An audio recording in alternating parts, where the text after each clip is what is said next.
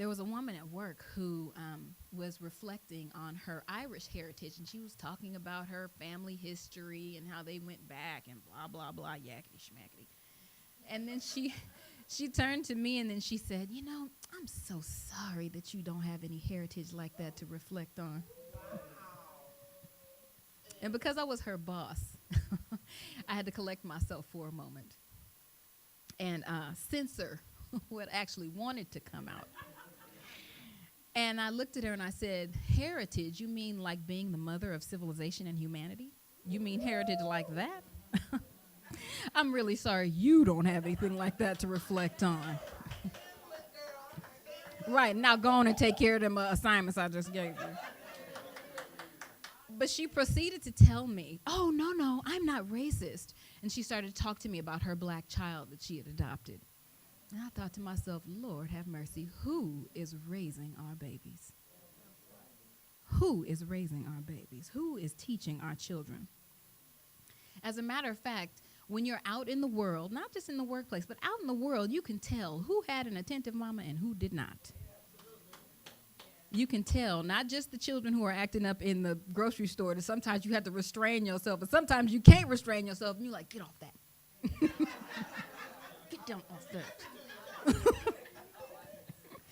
Right? But even in the workplace, I have a doctor that I work with now, and she came over. She was raising a fuss, and which she still hasn't realized doesn't really work with me. But she was raising a fuss about something to get her way. And I looked at my colleague and said, her mama never told her to hush. And my colleague was like, yes, it's so true. Because she doesn't understand boundaries, as is the problem with a lot of people. So in the Hosea, on page 48, passage number 21, and actually Sister Sia is handing out some handouts, or you can look in the Hosea with you, that you have with you. 48, page 48. It says, I'll give you a second to get your passages. It says, if a son and daughter accept the righteous teachings of their parents, none of their plans will go wrong. Teach your children then to be those who hear well. They will be valued by those of weight and substance, and their speech will be informed by what they have heard. Respected are those who listen well. They will excel, and their deeds will distinguish them, but failure will follow those who hear not. Now, we think about this phrase, my mama didn't raise no fool, right? That talks about, it's sort of folksy wisdom, but it talks about the time and investment that mothers put into raising their children well.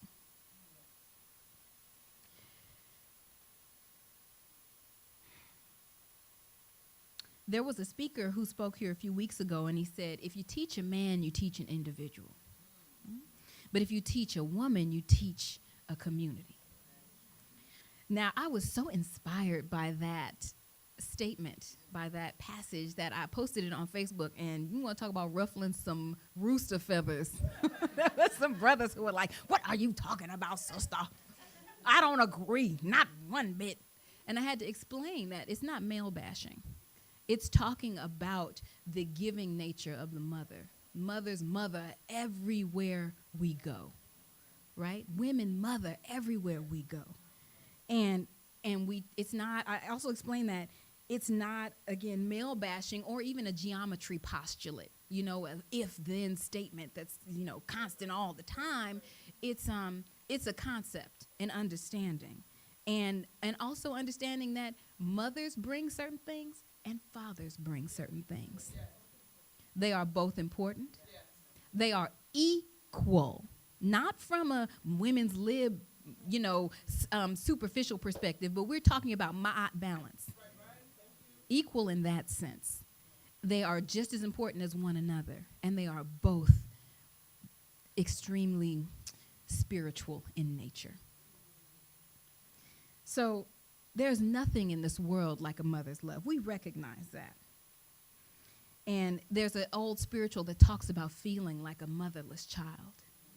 and knowing, understanding what life is like for beings who don't have that motherly energy in their lives, right? To be a motherless child is like the very idea of it is hurtful to even consider.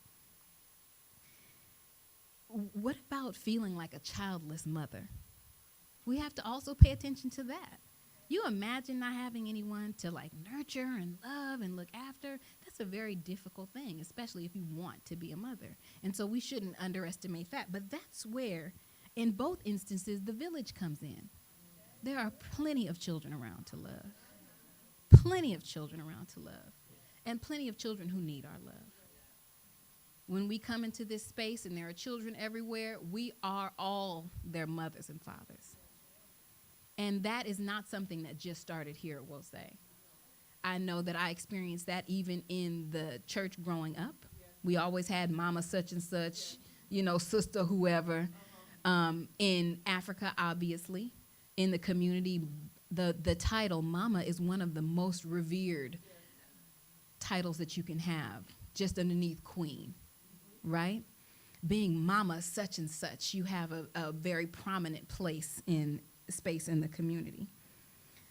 Even in nature, you know, you have animals who sulk because they haven't had the opportunity to give birth. You see it with cats and dogs because we live with them most often. But even other animals, watching Animal Planet, which many of us have great access to, we see that motherhood not only is a blessing, but it's a miracle. And it's something that feels very natural for many people. In the Hosea on page 106, and you have the handout for it there as well, it says, "Oh, my heart," it's passage number 3, excuse me. It says, "Oh, my heart, my mother, my heart, my mother, my heart, whereby I come into being. Stand not up against me as a witness, nor oppose me in the council of judgment. Weigh not heavy against me before the keeper of the balance. You are my divine essence which dwells in my body, and the divine power which makes strong my limbs." What a beautiful thought. In the Hosea, they're talking about this love and support of a mother, which is always viewed to be unwavering, and how what a uncomfortable, horrible situation to be in if you lose that support of your mother. As you think, a mother's love is associated with unconditional love. And if ain't nobody else got your back in the world, your mama is looking after you. And that's been so true in so many instances in this world. And that, again, doesn't discount the father, but it's a statement about the steadfast tenacity of many mothers who, for whatever reason, whether it's death or abandonment or enslavement, whatever, may have had to be the only one, as it so happens in our families. When we talk about the prison industrial complex, we know what a divisive institution that is, and we know the effect that it's having on our communities.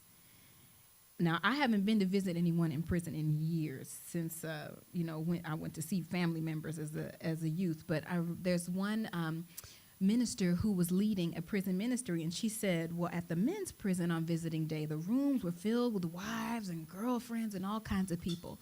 But at the women's prison on visiting day, who was there? The mamas. The mamas. Sisters are the largest growing population of prisoners. So you imagine this additional weight being pushed on top of the shoulders of mothers who are already taxed. Right? But a good mama is going to stick by her child. Excuse me, I actually forgot to say, but that's, again, where the village comes in. Right? A good mother is going to stick by her child. Not only is she going to be steadfast in her support, she's going to tell the truth. A good mother, and no matter how uncomfortable it is going to tell the truth. Sometimes, again, when no one else in the world is there for you, your mama is there, and she's there with the truth, whether you like it or not. And sometimes it takes a minute for it to sink in, like water into a real dry sponge. But if all goes well, it will eventually evaporate, and folks will absorb that knowledge that the mother is trying to share and to teach. So let's talk a little bit about women who don't want to be mothers. There are some women out there who, just because they're females, doesn't necessarily, they reject the idea of being mothers for one reason or another. And many societies, even traditional societies, aren't comfortable with that. But there are some women who, even though they could, they should not. Right? But again, that's where the village comes in. How many of us have provided loving support for children who were not our own? Right? How many of us mothers have provided loving support for children that were not our own? So we try to achieve a balance, but one way we can help the situation is by not making everybody think that they need to be a mama just because they can. So what happens when we get the babies home, right, or the doula leaves, whatever happens, and we discover that they forgot to pack the instructions? They forgot to leave the instructions with this baby. You can't do like IKEA and go back to the little customer service area, take you a number, and be like, excuse me, you forgot the instructions for my baby. You have to figure it out. And just like putting together a shelf from IKEA, you give it your best, but sometimes you got to take it back apart, put it back together. You just try your best to get it together whatever way you can. You own your mistakes, but a healthy-minded child is going to understand. You own your mistakes. A healthy-minded child is going to understand you did the best you knew how to do with the knowledge that you had at the time. And it is not easy, right? I was in the Peace Corps, and the motto for the Peace Corps at the time was, it's the toughest job you'll ever love. I think we should snatch that motto and apply it to motherhood. That's the toughest job you will ever love. I know that even not being a mom, when I have children around me, I'm kind of like, what am I supposed to do with them? Oh, they're here, they need stuff. I don't know, I don't want to break it. What am I supposed to do? But again, that's where the village comes in, because when I finally do become a mother, I can be like, Mommy, Gina, help! Mama's here. It's making noises. Now, my mother, Mary, is here today.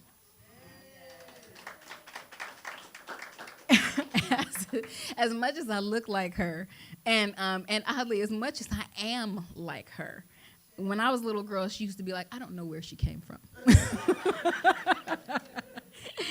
She was like, I have no idea. I have absolutely no idea where this child came from. I don't know how she got to be how she is, but she here. Heaven help us all. But praise God, on top of the mother that I had, I also had many other mothers, my great aunts and just people in the community who contributed to that mothering experience, and I appreciate them and you all for that. In Hosea on page 48, we're going to go back to that passage, and it says, if a son and daughter accept the righteous teachings of their parents, none of their plans will go wrong. Teach your children, then be to those who hear well. They will be valued by those of weight and substance. Now, this passage is replete with if and then and they, that, and those who statements. And that helps us to remember and understand that just because you teach folks does not mean they are going to learn. Okay? You can lead a horse to water, but you cannot make it drink. You can even bend down, show them how to take some up in their mouth and lean back and put it up. You can even rub the neck like this. Right? But it does not mean they are going to drink. You cannot make your children drink from the spring of knowledge. You can only hope that showing them how to do so will lead them to it.